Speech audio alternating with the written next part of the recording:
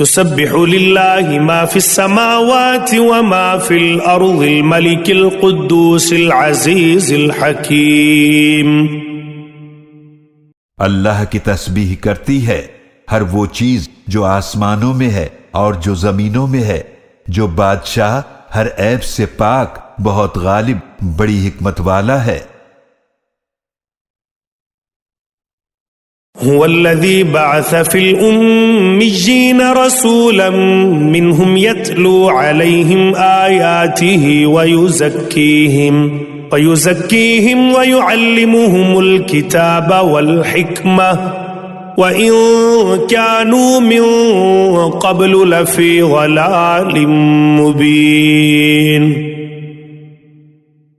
وہی اللہ ہے جس نے ان پڑھ لوگوں میں انہی میں سے ایک عظمت والے رسول صلی اللہ علیہ وآلہ وسلم کو بھیجا